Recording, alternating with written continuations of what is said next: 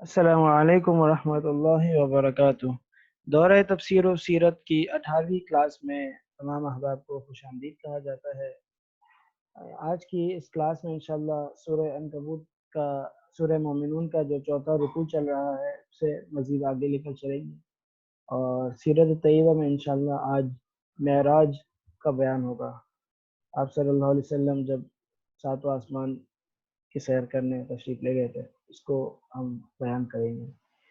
اب آپ متوجہ ہوتے ہیں ہم تفسیر کی طرف۔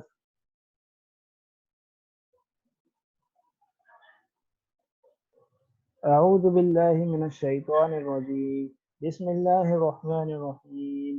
قد كانت آیاتی تتلى علیکم فکنتم على اعقابکم تنکصون مستكبرین به سامرا تهجرون افلم يدبروا القول ام جاءهم ما لم يأت آباءهم الاولین أم لم يعرفوا رسولهم فهم له منكرون أم يقولون به جنة بل جاءهم بالحق وأكثرهم للحق كارهون ولو اتبع الحق أهواءهم لفسدت السماوات والأرض ومن فيهن بل أتيناهم بذكرهم فهم عن ذكرهم معرضون۔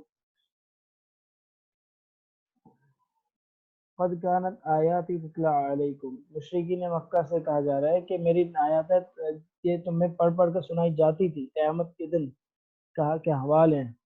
فکن تم اعلیٰ آقابکم تنکصون، تم جو ہے پیروں کے بل جو ہے لوٹتے تھے، اور جو ہے اندھے منہ واپس ہو جاتے تھے۔ مستکبرین به سامرا تہجرون، تکبر کرتے تھے اور رات کو جو ہے قصہ گویاں کرتے تھے۔ اس کے دو مطلب ہیں سامرن تہجرون۔ ایک مطلب تو یہ ہے کہ رات کو قرآن مجید کے متعلق اس کے قصہ گوئی کرتے تھے، نبی صلی اللہ علیہ وسلم کے متعلق کہانیاں گڑھتے تھے، آپ کو شاعر ساحر کہتے تھے، رات کو بیٹھ کے گپے لگاتے تھے اور اس گپ شپ میں آپ علیہ السلام کو نشانہ بناتے تھے، قرآن مجید کو نشانہ بناتے تھے۔ اور دوسرا اس کا مطلب یہ ہے سامرن تہجرون کا، کہ اس کو قرآن مجید کو قصے کی کہانی کی کتاب کی طرح سمجھ کر اسے جو ہے نا اس کو حیثیت نہیں دیتے تھے، اور اس پر غور نہیں کرتے تھے، اس کو سمجھنے اور اسے سیکھنے کی کوشش نہیں کرتے۔ افلم یدبر القول ام جاءهم ما لم یأت آباءهم الاولین، کیا انہوں نے اس کلام پاک میں غور نہیں کیا؟ ام جاءهم، یا ان کے پاس کوئی ایسی چیز آ گئی جو ان کے اولین آبا کے پاس نہیں آئی تھی، آبا و اجداد کے پاس نہیں آئی تھی۔ یعنی اگر اگر وہ اس میں غور کرے تو اس کو ضرور حق پائیں، لیکن وہ اس پہ غور کرنے کے لیے تیار نہیں ہے۔ ایک تو اس کے اندر وہ اس پہ غور کرنے کے لیے تیار نہیں ہے، دوسرا یہ کہ اس میں آبا، اور یہاں جو کہا گیا کہ امجاہم ما لم یأت آباہم الاولین، تو اس کا مطلب یہ بیان کیا جاتا ہے کہ ان کے آباء و اجداد کے پاس اگرچہ مختلف کتابیں اور یہ کتابوں کا سلسلہ صحیفوں کا انبیاء کا آنا قدیم زمانے سے رہا ہے، لیکن قرآن مجید کے اندر جو خصوصیات، جو فضائل، جو باتیں پائی جاتی ہیں وہ کسی اور کتاب میں نہیں ہیں۔ تو اس طرح کا کلام اس سے پہلے نہیں آیا۔ اب جب ایسا کلام ان کے پاس آیا جیسا پہلے کبھی نہیں آیا، تو تقاضا اس بات کا تھا کہ یہ لوگ زیادہ ادب احترام کریں، لیکن ان لوگوں نے جو ہے زیادہ ادب و احترام کرنے کے بجائے جو ہے کیا کیا، انہوں نے جو ہے منہ پھیرا اور اندھے منہ واپس لوٹ گئے۔ ام لم یعرفوا رسولہم فہم لہ منکرون، کیا وہ اپنے رسول کو نہیں جانتے کہ اس کا انکار کرتے ہیں، اور اس کو جو ہے اس کی بات کو نہیں تسلیم کرتے؟ جانتے ہیں، کیوں نہیں جانتے؟ یہاں تک کہ ان کی حقانیت، ان کی صادق اور ان کے امین ہونے کو انہوں نے مختلف جگہوں پر بیان کیا۔ یہاں ابو سفیان جب جو ہے روم گیا کاروباری سلسلے میں، وہاں کے بادشاہ نے پوچھا حضور صلی اللہ علیہ وسلم کے بارے میں، ہرقل روم نے، تو ابو سفیان نے بتایا، سب بتایا، اور سچا یہ بتایا کہ صادق اور امین ہے۔ حضرت مغیرہ بن شعبہ رضی اللہ عنہ جب مسلمان نہیں ہوئے تھے، ان کا کسرا کے پاس، بادشاہ کے پاس جانا ہوا، ان کے پاس سامنے تذکرہ، انہوں نے بتایا کہ وہ ایمان والے تھے۔ حضرت جعفر صادق رضی اللہ عنہ نے نجاشی کو بتایا، ایتھوپیا، ہمارے حبشہ کے اندر، تو سب کو پتا تھا ہم یقولون بہ جنہ، یا کہتے ہیں کہ ان کے ساتھ ان کو جنون لائے گئے، بل جاءہم بالحق واکثرہم للحق کارہون، بلکہ وہ تو حق بات لے کر آئے لیکن اکثر لوگ جو ہے حق کو جھٹلانے والے ہیں۔ وَلَوِ اتَّبَعَ الْحَقُّ أَهْوَاءَهُمْ لَفَسَدَتِ السَّمَاوَاتُ وَالْأَرْضُ وَمَنْ فِيهِنَّ بل اتیناہم بذکرہم فہم عن ذکرہم معرضون۔ سبحان اللہ، دیکھیں قرآن مجید کی فصاحت و بلاغت کا اندازہ لگائیں۔ قرآن مجید یہ نہیں کہہ رہا کہ اہل حق گمراہ ان لوگوں کی باتیں مان لیتے تو کیا ہوتا، بلکہ مبالغے کے طور پر کہہ رہا ہے کہ اگر حق باطل کے تابع ہو جائے، اہل حق نہیں کہہ رہے، حق اگر باطل کے تابع ہو جائے، اگر حق ان کی خواہشات کے تابع ہو جائے تو آسمان اور زمین میں فساد مچ جائے نہیں ہے، اور لوگ اس کے جو لوگ اس کے اندر بستے ہیں وہ ان پر جو ہے ان کی زندگیاں فاسد اور بیکار ہو جائیں، بدتر ہو جائیں۔ بل اتیناہم بذکرہم، بلکہ ہم تو ان کے پاس جو ہیں واضح جو ہے نا ان کی نصیحت کا سامان لے کر آئیں۔ ہم عن ذکرہم معرضون، وہ اپنے نصیحت کے اور فائدے کے سامان سے اعراض کریں۔ ام تسألہم خرجا فخرا، اب شکوہ کیا جا رہا ہے ان لوگوں پر کہ آخر کیا وجہ ہے کہ آپ علیہ السلام جو اتنا عظیم تر کلام لے کر آئیں اور اعلیٰ ترین دین لے کر آئیں جو تمام جہاں والوں کے لیے اور زندگی کے ہر موڑ میں کامیابی کی ضمانت لیتا ہے، اس پر یہ لوگ ایمان نہیں رکھتے۔ ہم تسألہم خرجن، کیا وجہ ہے، کیا آپ ان سے کوئی وظیفہ مانگتے ہیں، پیسے مانگتے ہیں؟ فخراج رب خیر، تو آپ بتا دیں کہ بھائی اللہ کے پاس جو میرے لیے رکھا ہوا ہے وہ میرے لیے بہت اچھا ہے، وہ خیر الرازقین، اور وہ بہترین روزی دینے والا ہے۔ وَإِنَّكَ لَتَدْعُوهُمْ إِلَىٰ صِرَاطٍ مُسْتَقِيمٍ، آپ تو یقیناً بلا شبہ صرف اور صرف انہیں سیدھے راستے کی طرف بلاتے ہیں۔ وَإِنَّ الَّذِينَ لَا يُؤْمِنُونَ بِالْآخِرَةِ وَعَنِ الصِّرَاطِ لَنَاكِبُونَ، اور جو لوگ آخرت پر ایمان نہیں رکھتے وہ سیدھے راستے سے پھرے جا رہے ہیں۔ وَلَوْ رَحِمْنَاهُمْ وَكَشَفْنَا مَا بِهِم مِّن ضُرٍّ لَلَجُّوا فِي طُغْيَانِهِمْ يَعْمَهُونَ، اگر ہم ان پر رحم کر دیں اور جو ان کے اوپر عذاب آنے والا ہے کشف جس نقصان میں وہ پڑے ہوئے ہیں تو وہ ان پر ظاہر کر دیں، لَلَجُّوا فِي طُغْيَانِهِمْ يَعْمَهُونَ، تو وہ حیران اور پریشان ہو جائیں اپنے اس نشے کی حالت میں اور جو ہے وہ سرگرداں ہو جائیں۔ وَلَقَدْ أَخَذْنَاهُمْ بِالْعَذَابِ فَمَا اسْتَكَانُوا لِرَبِّهِمْ وَمَا يَتَضَرَّعُونَ،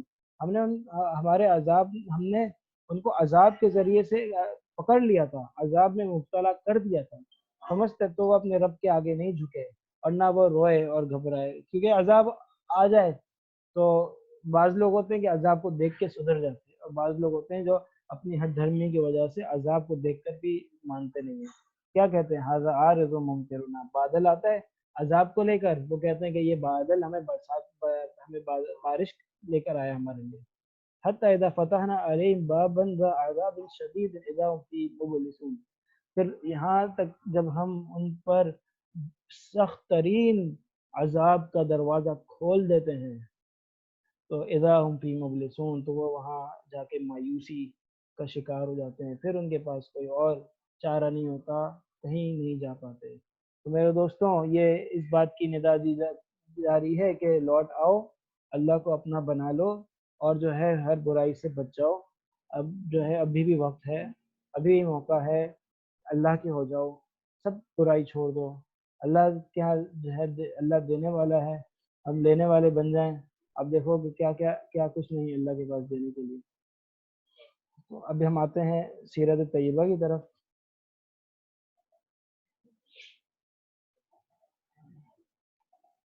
تو بزرگوں، گزشتہ سبق کے اندر ہم نے طائف کے سفر اور اس سے حاصل ہونے والے اسباق پر روشنی ڈالی تھی۔ اب آج انشاءاللہ 11 نبوی رجب کے مہینے میں پیش آنے والا واقعہ، ویسے اس میں اقوال ہیں کہ یہ کسی اور، لیکن ایک زیادہ راجح اور مشہور یہی ہے کہ 11 نبوی میں اور یہ واقعہ پیش آیا کیونکہ آپ علیہ الصلوۃ والسلام انتہائی زیادہ غم زدہ تھے اور جو ہے فکر مند تھے۔ طائف کا سفر، وہاں کی پریشانی، وہاں پر دل برداشتہ ہوئے، اس سے پہلے ابو طالب اور خدیجہ رضی اللہ عنہ کا انتقال، یہ بھی جو ہے بہت زیادہ آپ صلی اللہ علیہ وسلم کے لیے غم حزین سفر ہے. آپ اس کی وجہ سے بھی بہت غمگین ہو چکے تھے, غمزدہ تھے. یہاں تک کہ اس سال کو عام الحزن کہا گیا تھا. تو آپ اللہ تعالیٰ نے چاہا کہ میں اپنے نبی کو, اپنے حبیب کو جو ہے اپنے پاس بلا کر جو ہے ان کو خوش کروں, اپنا دیدار کراؤں. کہتے ہیں کہ پھر اور ہر مشکل کے بعد اللہ پاک نے آسانی رکھی ہے, ہر رات کے بعد صبح, ہر تاریکی کے بعد روشنی, یہ قانون قدرت ہے. اور یہ سفر کرایا اور اب علیہ الصلوۃ والسلام کو اب مشاہدات کرائے مختلف طرح کے, تاکہ آپ صلی اللہ علیہ وسلم کی جو ہے کا جو مقام ہے وہ بھی سب ساری دنیا والوں کے سامنے, یہاں تک کہ تمام انبیاء کے سامنے بھی واضح ہو جائے کہ آپ دونوں قبلوں کے امام ہیں, امام الانبیاء ہیں, پورے عالم کے رہنما ہیں, قیامت تک رہنے کے لیے پیغمبر اور پیشوا ہیں. یہ ساری باتیں اللہ پاک نے جو ہے اس معراج کے سفر کے ذریعے سے واضح کر دی.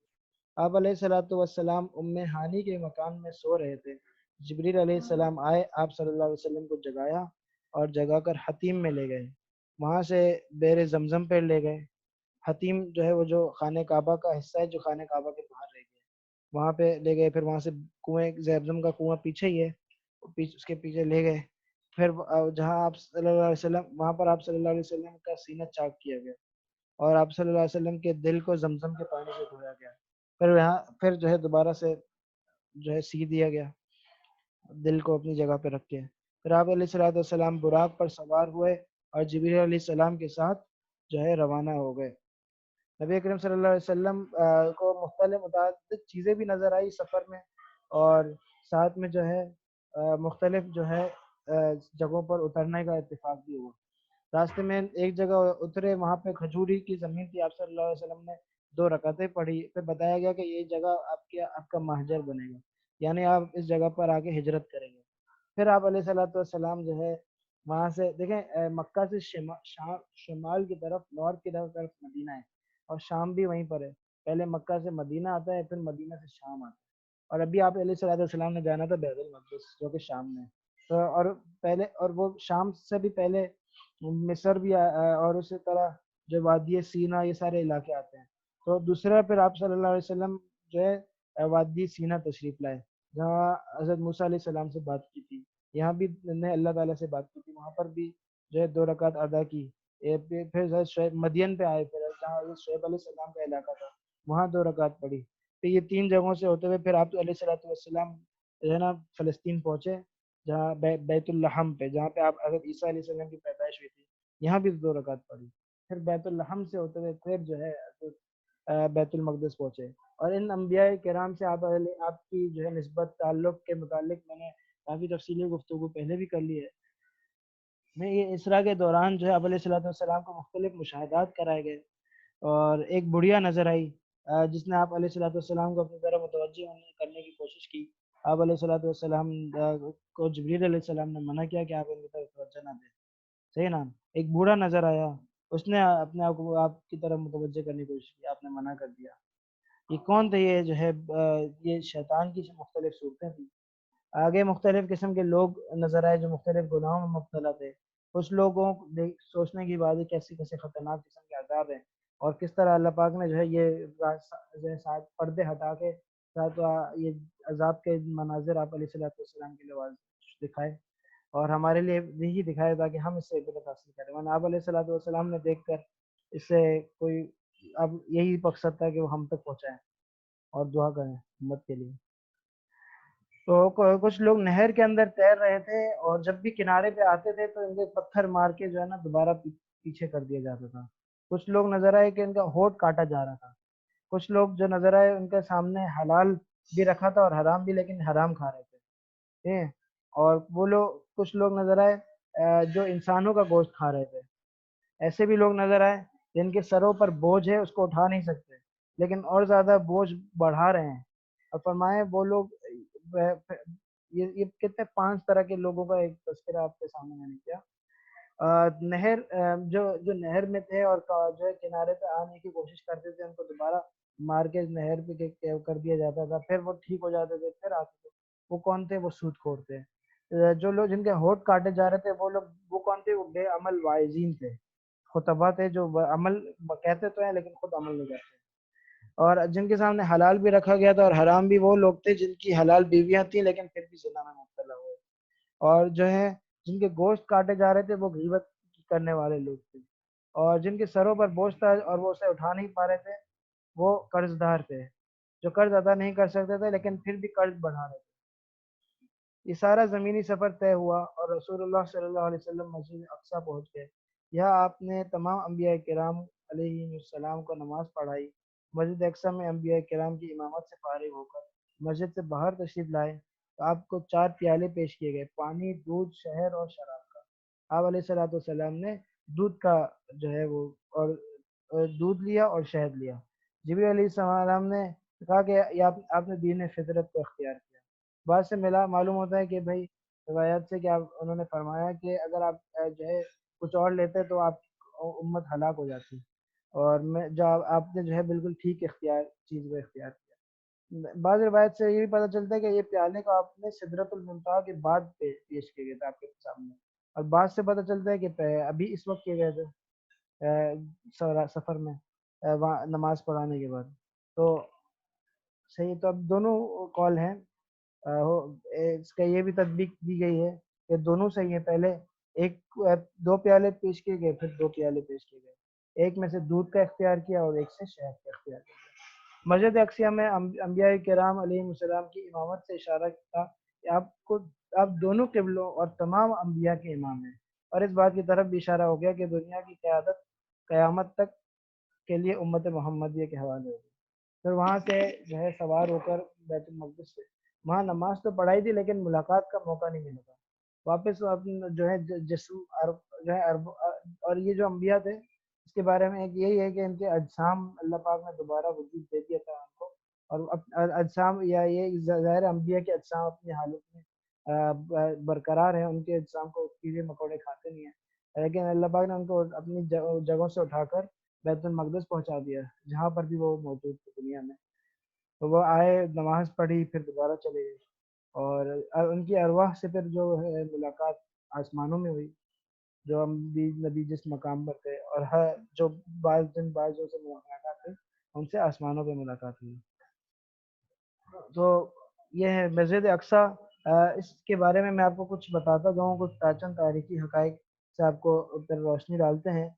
مسجد اقصیٰ اس وقت کوئی عمارت نہ تھی، رومی بادشاہ تائتس اول نے اس کو برباد کر دیا تھا جب آپ صلی اللہ علیہ وسلم مکہ مکرمہ میں تھے، اور نبوت آئی تھی اس وقت جو ہے نا رومی بادشاہوں نے ان کو تباہ کر دیا، اس کو تباہ کر دیا تھا۔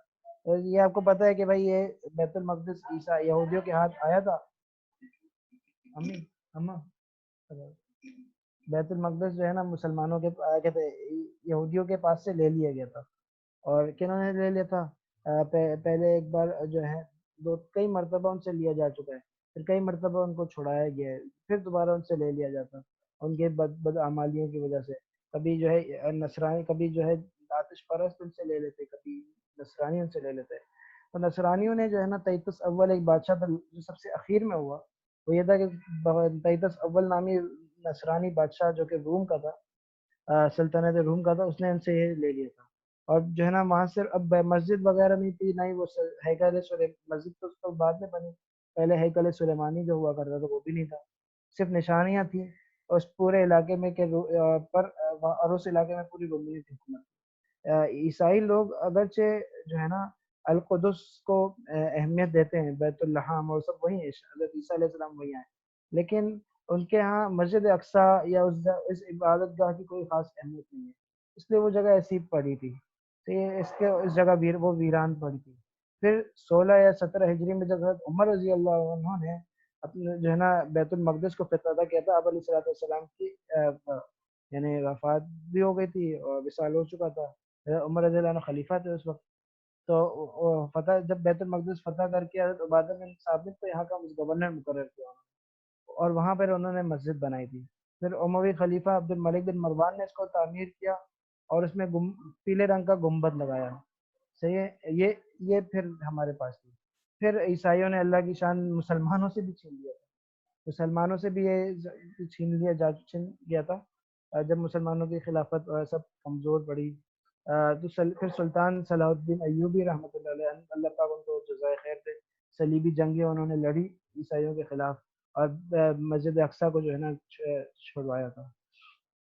اس کا بعد میں پھر جو ہے نا فتح کیا کر کے بنایا. پھر بعد میں ترکی خلیفہ جو ہے سلطان سلیم نے اس کو بنوایا، اور وہ جو تعمیر ہے وہ اب تک وہی باقی رہی. لیکن وہ تعمیر اب ہمارے پاس نہیں ہے. یہ لوگ اب کس کے پاس ہے؟ یہ یہودیوں کے پاس ہے. 1948 میں اسرائیل نے فلسطین پر قبضہ کیا، اپنے لیے ایک ملک قائم کر لیا، اور 1967 میں جو ہے بیت المقدس پر بھی قبضہ کر لیا. یہودیوں کا یہ عقیدہ ہے کہ اس کی تعمیر حضرت سلیمان علیہ السلام نے کی تھی. وہ یہ اور کی تھی واقعی میں، جس کو وہ ہیکل سلیمانی کہتے ہیں. ہیکل عبادت خانے کو کہتے ہیں ہیکل سلیمانی، یعنی معبد سلیمان.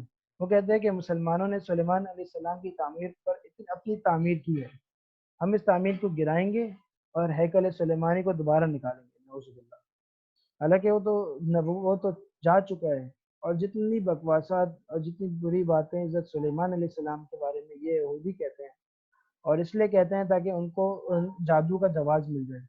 جادو کے جواز کے لیے حضرت سلیمان علیہ السلام کو جادوگر بتاتے کہ ان کی جو سلطنت تھی، وہ جو اڑتے تھے آسمانوں میں طے کرتے تھے، اور جو جانوروں سے ہم کالانی ہوتی تھی، جو بھی سلطنت تھی، جو کچھ ان کے پاس تھا، وہ جو ہے نا جادو کے زور پر تھا. وہ اس لیے کہتے تاکہ ہماری جو بدکاریاں ہیں، بری حرکتیں، ان کو کوئی جو ہے نا تقدس مل جائے. نعوذ باللہ.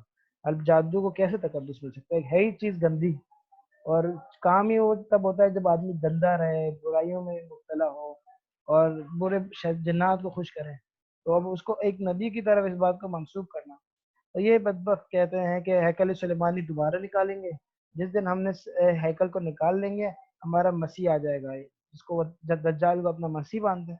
اور جب دجال آ جائے گا، پوری دنیا کو یہودیوں کی حکومت قائم ہو جائے گی، اور مسیح آ کر تمام غیر یہودیوں کو قتل کر دے گا. یہ ان کا ماننا ہے. لیکن وَمَكَرُوا وَمَكَرَ اللَّهُ وَاللَّهُ خَيْرُ الْمَاكِرِينَ. وہ لوگ بھی تدبیر کر رہے ہیں، اللہ پاک بھی تدبیر کر رہے ہیں، اور اللہ کی تدبیر جو ہے نا اس کے تک کوئی نہیں پہنچ سکتا. سب سے اچھی تدبیر اللہ پاک کی ہے.